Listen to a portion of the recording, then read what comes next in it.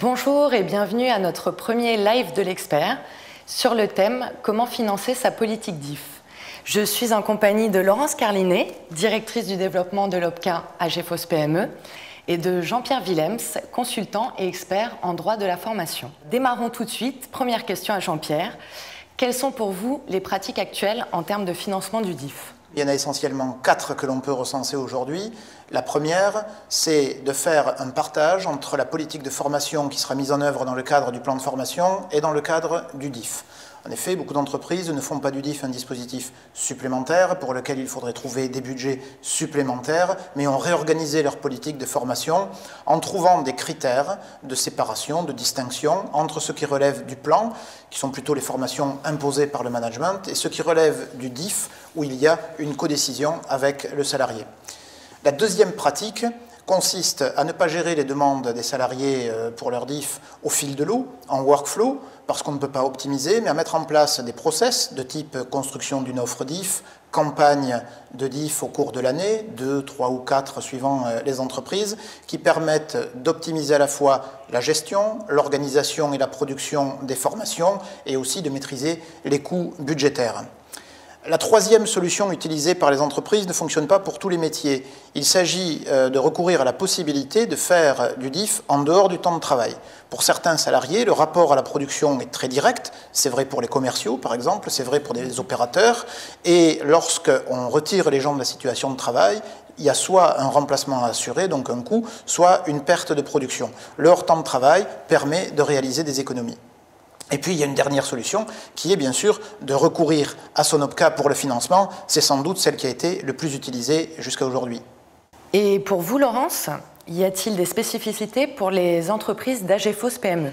Alors, il y en a un certain nombre. AGEFOS PME, c'est un OPCA qui est à la fois interprofessionnel et interbranche. On héberge aujourd'hui 40 branches professionnelles différentes, de toute taille. Et nous avons 300 000 entreprises qui sont adhérentes. Donc, pour un OPCA comme AGEFOS, le DIF, c'est un véritable outil d'observation des pratiques de formation des entreprises. À ce titre, sur le DIF, on peut remarquer un certain nombre d'éléments.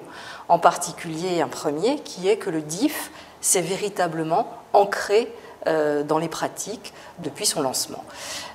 Ancré dans les pratiques, pourquoi ? Parce que les entreprises le connaissent de mieux en mieux, se le sont appropriés. C'est véritablement un dispositif que maintenant et les salariés et les entreprises connaissent. Et on a vu le nombre de DIF depuis 2006 pratiquement multiplié par 2 chaque année en termes de nombre de DIF utilisés. La deuxième chose aussi qu'on a vu évoluer et qui est importante en termes de maturité des pratiques, c'est l'utilisation des différentes enveloppes.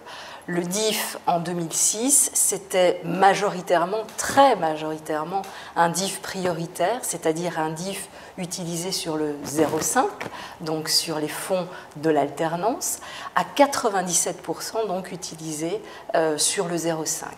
En 2009, le DIF est utilisé sur les fonds du 0,5 à peu près à 65-67%, et donc avec une articulation et un cofinancement sur le plan de formation.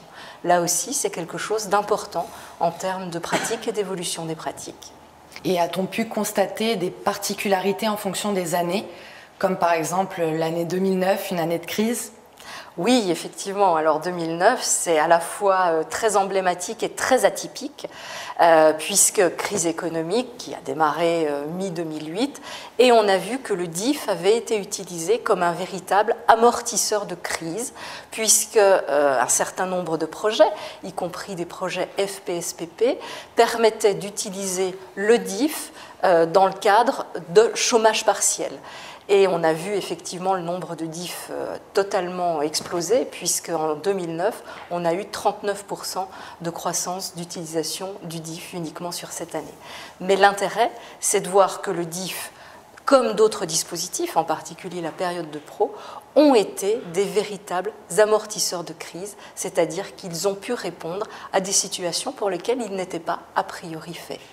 Et pouvez-vous nous préciser les typologies d'entreprises, nous établir un portrait type du diffeur et puis nous préciser un peu les thématiques demandées ? Alors, les entreprises, là aussi, AGFOS PME a cette particularité que 80% de ces entreprises sont moins de 10 salariés. Donc évidemment, on va retrouver dans la typologie des entreprises une particularité qu'on ne retrouve pas forcément sur la typologie de DIF en France. À savoir que plus de 60% aujourd'hui des DIF sont utilisés par des entreprises de moins de 50 salariés et même par des toutes petites, puisque 17% des entreprises de moins de 10 à l'AGFOS PME utilisent du DIF. Donc ça aussi, c'est quelque chose qui est particulier, puisqu'on ne s'attend pas forcément à savoir et à imaginer que le DIF est utilisé dans des toutes petites structures, dans des entreprises de moins de 10, voire moins de 3 salariés. La deuxième chose, c'est le portrait type. Alors le portrait type aujourd'hui sur les 100 000 DIF à peu près financés chaque année maintenant par AGFOS, c'est une femme qui est de CSP employée et qui a plus de 35 ans. Donc voilà, majoritairement des femmes qui utilisent le DIF. Et sur les thématiques utilisées, là aussi pas de fantasmes, pas de choses comme on a pu entendre, macramé ou etc. 70% des heures DIF sont utilisées sur 4 principaux thèmes, qui sont le transport, la manutention et le magasinage, les langues vivantes bien entendu, le secrétariat mais surtout la bureautique, et puis la comptabilité et la gestion. Peut-on faire uniquement reposer sa politique DIF sur le financement de l'OPCA ? La courte histoire du DIF montre qu'il y a un danger à se reposer uniquement sur l'OPCA pour obtenir des financements pour sa politique DIF. En effet, de plus en plus d'entreprises sollicitent leur OPCA pour financer le DIF et les OPCA fonctionnent à ressources finies. Donc plus il y a de demandes et moins il y a d'argent financièrement à l'unité pour les entreprises.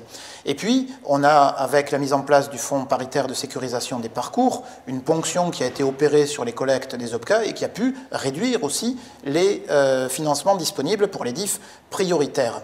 Donc, on peut conseiller de s'appuyer sur son OPCA, de faire avec lui des actions, des projets, de l'innovation, mais pas de financer une politique pérenne. Et pour vous, le financement du DIF est-il un risque important pour les entreprises ? Pas le financement en tant que tel. Le législateur n'a pas souhaité imposer un provisionnement du DIF, donc il n'y a pas de financement obligé de la part de l'entreprise. Le risque qu'elle prend est le risque que prend toute entreprise qui ne forme pas ses salariés. Un risque économique en matière de performance, un risque social s'il y a des attentes fortes de la part des salariés ou de leurs représentants, et puis aussi un risque juridique parce que l'entreprise est tenue d'adapter les salariés, de veiller à leur employabilité. Donc le risque n'est pas strictement sur le terrain financier, il est un petit peu plus global. Donc ce que l'on peut conseiller à une entreprise, c'est pas de faire du DIF pour faire du DIF ou pour vider les compteurs, ça n'a pas beaucoup de sens, mais de rechercher la cohérence entre sa politique de formation et ce qu'elle fera avec l'outil DIF. Finalement, est-ce qu'on peut penser que le nombre d'heures de DIF va exploser ? Alors là aussi, on a imaginé tout avec le DIF et avec le nombre d'heures DIF. Il fallait vider les compteurs, c'était une véritable bombe à retardement, une épée de Damoclès. Pas du tout. En fait, depuis 5 ans, le nombre d'heures DIF utilisées à l'intérieur d'un DIF est remarquablement stable, puisque c'est entre 21 et 23 heures utilisées au titre du DIF. On n'utilise pas 120 heures de DIF et on ne vide pas les compteurs.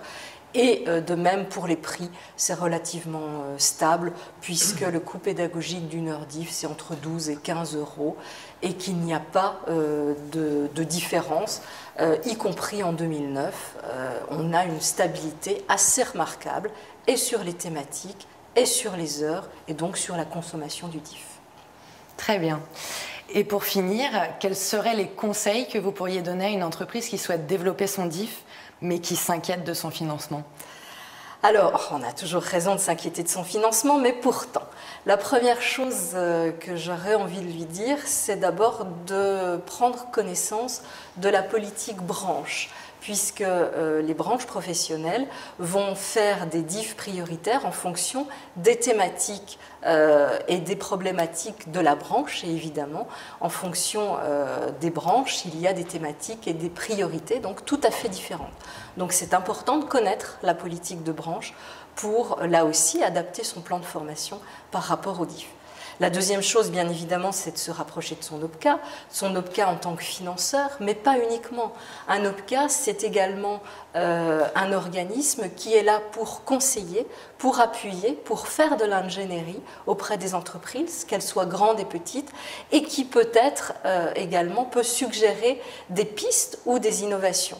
Par exemple, à GEFOS PME, on utilise des heures DIF pour faire des découvertes métiers. C'est-à-dire qu'on va proposer à une entreprise qui a un salarié qui a envie de découvrir un autre métier, qui a envie de voir si son imaginaire par rapport à un métier qu'il souhaite avoir demain va correspondre, eh bien on va utiliser ces heures DIF dans un véritable programme de formation pour découvrir un nouveau métier.